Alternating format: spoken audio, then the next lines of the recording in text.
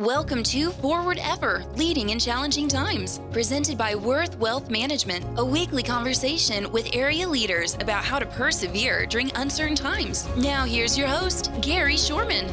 Hi again, everyone. It's Gary Shorman with Forward Ever, Leading in Challenging Times.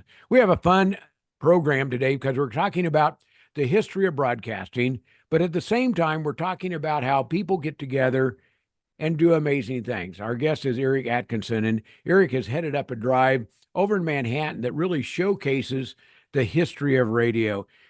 You might have heard his voice when he comes on here, but he was a part of Agriculture Today, did some 9,000 shows, it says here, over 40 years. He doesn't look nearly that old, neither do I. So, Eric, welcome to our program today. Thanks, Gary. I appreciate that very much. It's 9,000 shows. I said 4,000 earlier, and I thought that, and I'm reading it here, and it's like, it's actually 9,000 over 40 years. Congratulations. Well, thank you very much. It was a labor of love, as they say. It was a great career, and I really enjoyed every bit of it. It was a long haul, but it was a good haul. Well, those of us that have been in broadcast, sometimes you never go away. I know you're still doing some voice work, some of those other things, Right. And now you have a special project going on. And I'm going to tie into it because I used to listen to radio out of Kansas State on the tractor, driving the tractor, and it always sounded like those people were having more fun than I was having on a tractor. There are times, and you and I talked about this, it'd be good to go back there. Now, I don't want to be on a tractor, but to go back to those days of radio. You're in a unique place where you're celebrating some of that. Tell us about what's going on. You bet. And before we go any further, I was not the full instigator of this. There were other parties that really got this launched, and I was brought in as well to help it along. This year, 2024, marks the 100th anniversary of the start of radio at Kansas State University. K-State was one of the very early pioneers in radio, actually dabbling with it back in the early 1900s. In 1924, December the 1st of 24, KSAC Radio went on the air, one of the first educational radio stations in the country at that time. And it endured until 2002 under the call letters KKSU toward the latter 2 decades. But it is an occasion that is worth celebrating.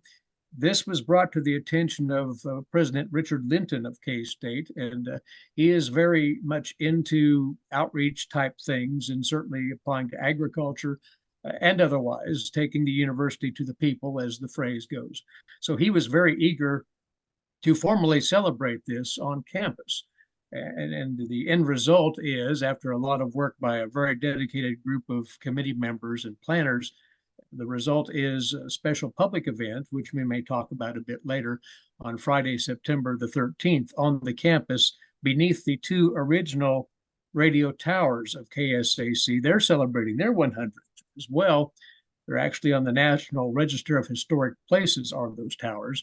So that will be the site of the event. But we've tried to bring to folks' attention the deep and rich history of broadcasting and the people that made it happen out of K-State. And it's quite an impressive story once you start to dig into it. Well, if you've been on the K-State campus, there's a tendency to notice what looks like, I'll say, giant windmill towers. They were, as a matter of fact. Yes, they were. Yeah, and they're up there. And back in the day, and correct me if I'm wrong, there was a wire connected between those two that was actually the transmission structure for transmitting that AM signal to people around the Midwest. And it was a huge signal that was put out there. So when you look at those towers, that's part of this, being out under those towers is part of the celebration. Indeed. And you were right. They were actually structured as windmill towers. They ordered them from a windmill tower company. And you're also correct. The aerial, which carried the signal, was stretched between the top of the 2 towers. And that's how it got out. And originally at 8:80 a.m., the power was such that would go a long ways across multiple states in the Midwest. Even as far east as Indianapolis, if I recall correctly from some of the old stories. So yeah, that was a big thing. It was the highest tech at the time. It was state of the art as far as broadcasting. Now we're talking 1924, so that was pretty early in broadcasting and radio, but they were very much a showcase of broadcasting at that time. And one of the things we talked about, how this is a celebration of the technology getting started in 1924, but it's also a celebration of how community radio is so important. Many people are listening to this on KAYS radio. That was the voice of Hays in this whole region, and in many ways still is, as people still listen to that. And I think there's also the celebration of how important radio is to local communities, and you played a role in that over your entire career. Thank you. We tried to, as the phrase again goes, take the university to the people. The visionaries who got this started saw the value in it. It's, if you want to dig back a little bit, it really got started with in, I think it was 1912, that the first weather broadcasts ever broadcast over radio west of the Mississippi were from K-State. They actually sent out forecasts in Morse code, and they would deliver information to farmers and ranchers via regular mail on how to decipher Morse code.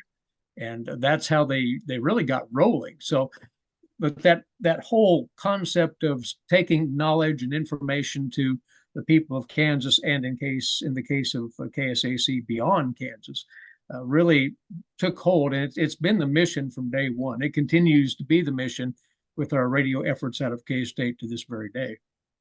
When you see that and hear that, there's a great website that we'll talk about a little bit, that it goes back, it shows pictures, it grabs some of that history that goes into that. You and I crossed paths through our association with the Clay Center radio station. Yes.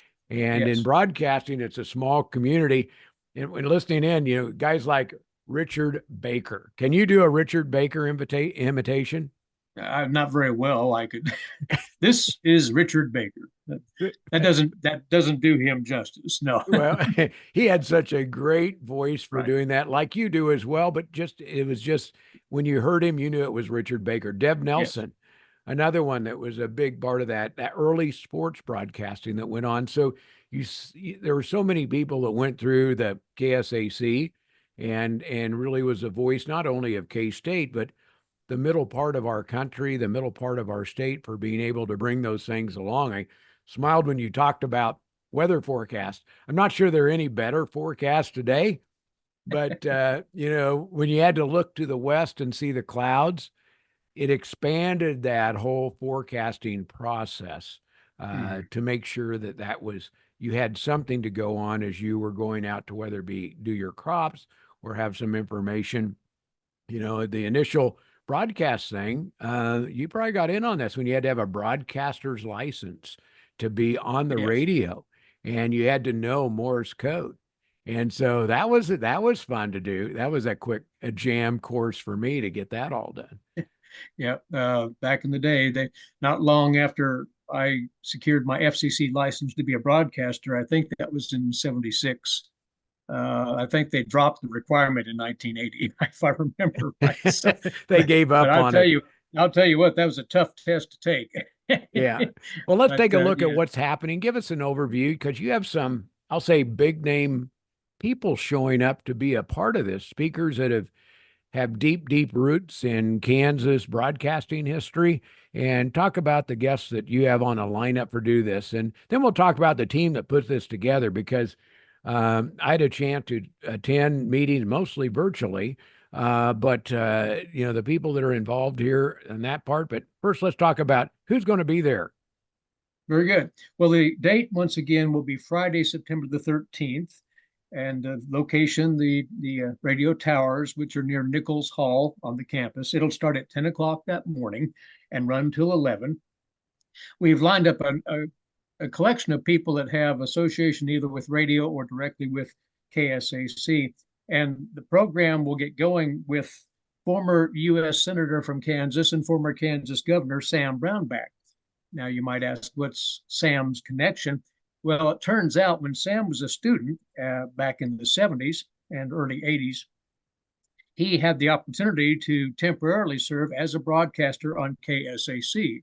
He filled in for the legendary farm broadcaster at KSAC, Paul D. Weiss, who had gone on sabbatical to follow a bushel of wheat from the field in Kansas to the end user in Europe.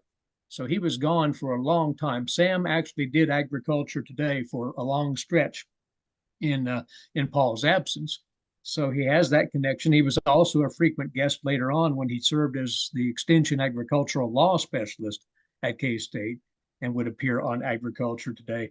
So he's going to come in and speak to those experiences and a lot of the people that were involved, Dev, Paul, Jack Burke, Ralph Titus. Sam's going to give an angle on that many people don't have. We're also inviting in an individual who is a K-State graduate from the School of Journalism and went on to be the senior news editor for National Public Radio, Bill Buzenberg. K-State and KSAC specifically were extremely instrumental in the creation of public broadcasting, and more specifically, National Public Radio. Ralph Titus, Jack Burke were among the creators of NPR. And Bill's going to speak to that and speak to his experiences as a broadcaster. I think he may even have a message for budding young broadcasters when he's speaking here. We'll also have the president of the National Association of Broadcasters, Curtis Ligeti is his name. Curtis is going to come in, talk about, again, K-State's contribution to the industry, and he'll talk about the future of radio and the evolution of radio and what we see happening present day. So he's going to offer some poignant remarks that ought to be interesting. Finally, we'll have the senior vice president for K-State, who's also chief of staff for Dr. Linton, Marshall Stewart, will talk about reaching out to the people with information, which is right in the bailiwick of what KSAC, KKSU is all about. And he's going to talk about the present and the future of that. The K-State Theater Department is going to put on a unique presentation on a historical perspective of KSAC. I believe they're going to focus on the days of K-State aligning with the legendary Dr. John Brinkley before KSAC came on the air to create what was called the College of the Air over Doc Brinkley's radio station, which reached literally a third of the nation at that time. So they're going to do a skit on that, which ought to be of great information and entertainment. And then the K-State Marching Band will be on board to share a little flavor there. So we're looking forward to, in that 1 hour's time, a really full and rich experience for those who are attending. And it's open to the public. Don't have to reserve a spot or anything. We just ask you to get there early because it's going to be a very busy day on campus with the K-State Arizona football game that evening and other activities. If you're coming in for that game, incidentally, that'd be a great excuse to come in early and take in this program at 10 o'clock at the KSAC radio towers between Nichols Hall and the Student Union parking lot. Well, there is a website out there that is really pretty phenomenal. And the website is, you can go to K-State Radio Centennial, a century of sound and service, which goes back to service in the community and what's going on. I understand that when you listen to that, there is a original cut from 1924 that's a part that's on that website that you can listen to and see some of the really outstanding work that was done back. If you have any sort of history about what happened in Kansas, a lot of that is on that site. Yeah, a lot of the saved audio, and we thank Ralph Titus's wife, Mary Ellen Titus, for having a good lot of this archived in her own personal archive. But we do have some sound there from very early on. We have L.P. Washburn, who was a physical education professor, doing what we think was possibly the first on-air exercise program. And you can tell it's early. It's just as you'd expect it. So they'd actually send out the exercise charts to listeners, and then they would do the exercises over the air. So that's a very early piece of sound. We have sound from the bell in Anderson Hall, which was rung every day at the sign-on of KSAC radio back in the early days. We have certainly plenty of audio from stalwarts like Ralph Titus, like Dev Nelson, Paul D. Weiss. Unfortunately, in the Nichols fire in '68, some of the really old stuff went up in smoke, literally, uh, when the studios were taken out by the fire. But we do have quite a few clips of really good stuff to share with folks there. So kstate.edu/radio centennial is that site. All right. Well, Eric, hold on just a second. I want to talk about what your favorite part of this is because I know you've been involved. We're going to take a quick break. We're going to come back in just a little bit. Eric Atkinson is our guest, and we're talking about the history of radio, specifically KSAC in Manhattan and the centennial that it is going to talk about sight and service to our community. Back with more after this. Since 1776, the United States of America continues to stand tall. It's been tested before, many times. Through grit and the ability to move forward, we create better tomorrows. We help our clients live their best lives to and through retirement. We make it easier. Thank you, Kansas. Worth Wealth Management, enhancing lives and strengthening families. Welcome back to Forward Ever. Our guest, Eric Atkinson. And what a cool thing. We talk about Forward Ever leading in challenging times. Eric has been with a group of people. And before we go any farther, Eric, the group of people have worked through some challenges to get this done. And it's been sort of, I'll say, a year-long process making this happen, but it's all come together. How did this group get formed? Because I think you came into it a little bit later than the original discussion. How did it get formed? And there's some cool, I say cool, that's not the right word. There are some wonderful broadcasters or former broadcasters that are a part of that group. And Steve Smothers is one of those. Ed Klimak is another one.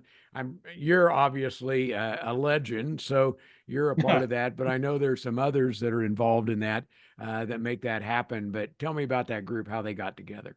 You bet. Well, you mentioned the two instigators, Steve Smothers, who is now retired, but for a long while was a professor of broadcasting and journalism at Kansas State University. He's a good instigator too. He's a good instigator. He is that, and a former radio guy. Owned a station in Newton Norton for a long while back in the day. Even showed up in Clay Center for a while. Yes, he did. As a matter of fact, yes, he was one of the early people there at KCOY. And Ed Klimak, veteran broadcaster in the Manhattan area. He's now in the private sector in business, but Ed is very much a civic leader in Manhattan as well. And those two were the ones who actually brought this to the attention of President Richard Linton. And that inspired the idea of having this celebration.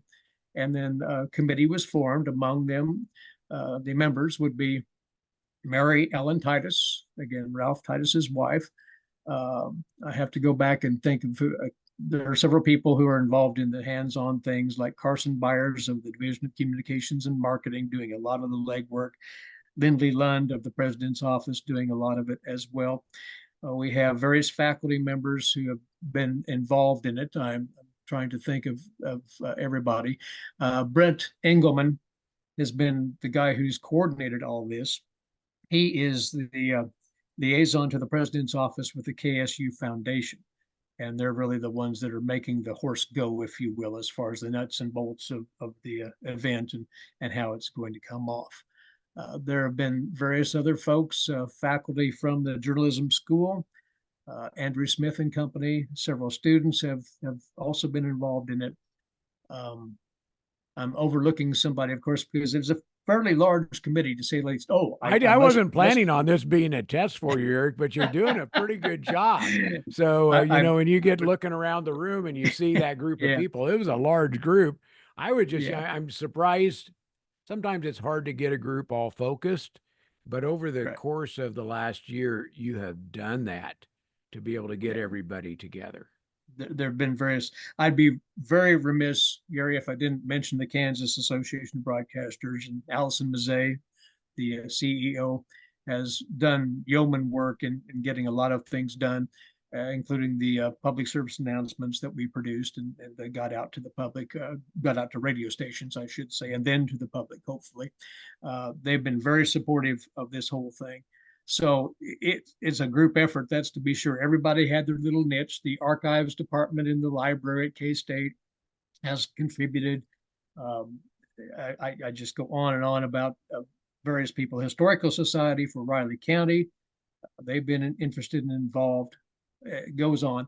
So it's accumulated into what we hope will be a great event. And moreover, the website will continue to live on even after September the 13th. It will be maintained as a resource for people to enjoy and learn about broadcasting. It'll probably continue to be added upon as far as content. So, yeah, I'm leaving off some names. I guarantee you, I've failed to mention several people here, but all those who have contributed something to the effort, and it's turned out well. A really good group of people, great group. So the website, tell us one more time about the website. Then I'm going to end with a couple of questions about your career in broadcasting. Okay, sure. But sure the website again, and we'll come back. And so if somebody's listening along, just make a mental note of this, Eric. The website is k-state.edu/radio centennial. That'll take you to the front page, and then you can thumb through everything there. Be sure to thumb through the audio clips, and there are a gazillion of them on there, from stalwarts of the past, features of the past. It goes on and on. So they've really done a nice job. Hats off to Carson and his group for putting together a tremendous website for this. Eric, personal K-State, question. What's your favorite part of all of this? Oh boy. Other than this program, I know this program is probably the best part of the whole thing, but well, good point. Two things. Selfishly, one of them is I was fortunate. They asked if somebody would produce some public service announcements, and I said I would do so as my contribution to this. And so there are 16 K-State Radio Centennial minutes on that website, and they each have a clip of historical significance concerning KSAC/KKSU. And digging through all that sound to find that which would be appropriate for each of the themes of those clips was my favorite part. So I guess, that would be one of them. But the other would be, there's a broader collection of sound from the past beyond those radio minutes. And it's just enjoyable to listen to. For example, Dev Nelson, who is an absolute idol of mine. I listened to his amazing and remarkable sportscasting talent. Go back and I can listen to that all day. So there's stuff there. Paul DeWeese, same notation as far as his agricultural broadcasting. So those are my favorites, just because sound is good. Sounds good, and they made things come to life. Dev Nelson, one time did it before you even went to the game. You just took it off the ticker tape, and you would create a game and create that vision of what was going on in your listener's mind. And having heard him do a few of those demonstrations, it just makes my hair on back of my neck kind of go, wow, that was cool. And but you'll see that and hear that when you take a look at that website. Your career, Eric, obviously covered so much, and so much of that had to do with agriculture. What do you think about the changes going forward? Because, where we started with this, where are we going from your chair as we look forward to where broadcasting and community broadcasting is going? I am no sage, so I can't foretell the future very well, but as we've seen evolve in the last, 10 years, maybe longer now, it's gone beyond just an over-the-air signal means of reaching folks. Podcasts have exploded. People can listen to things on demand, which is a great change from what it had been over the many years. People can choose what they want to listen to at whatever time they want to listen to, so on and so forth. So I don't see that as a threat to radio. I see it as a complement to radio. It augments what radio still brings to the table, because people still like to have their radio on particularly as they travel, or as you mentioned earlier, on a tractor, what have you, where they can just take stuff in as it comes to them. Both are very valuable tools. When television was invented, Gary, the pundits said that's the death of radio. Television came along, what, in the 50s, somewhere there. And that was hardly the truth, anything but. The spoken word, the audio service that can be easily accessed by folks, it's very simple. That's still going to be a strong means of communication. So I only see it evolving further. I see people taking more advantage of audio as a means of communication, whether it be radio, whether it be podcasts. Who knows what next technology may be coming along? But the best communication is still verbal, in my view. Unbiased, of course. And we're going to show that off. And you show absolutely. that off on your website, and you show that off, and we'll be showing that off on September 13th in Manhattan. And that's going to be, you can do an address, but if you look for those big towers that look like windmill towers, actually are windmill towers that really look out of place in today's world. Look for those, and that's where the party's going to happen. Congratulations, Eric, to you and the team of people that got all this done. Great work on doing that.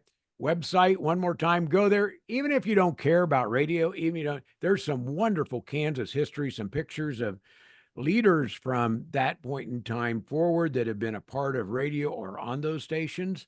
One more time for the website for our listeners out there. All right, k-state.edu/radio centennial. And Gary, thanks to you and Eagle Radio as well for being supportive of this effort. It is greatly, greatly appreciated. Well, Eric, I just had you say that just because I wanted to hear your voice one more time. So nice job. Thanks for joining me today on this. And we'll be distributing this around the state, both on radio stations and through our Eagle Post news sites that cover our radio stations. Again, how radio has evolved, making all of that happen. So thanks for joining us today. And you, thanks for listening, because you're listening to Forward Ever, Leading in Challenging Times. Is brought to you by Worth Wealth Management, where you can live with confidence. I'm Gary Shorman. Thanks for joining us for Forward Ever, Leading in Challenging Times, presented by Worth Wealth Management. Join us right here next week for another episode with host Gary Shorman. Until then, remember to move forward ever, backward never.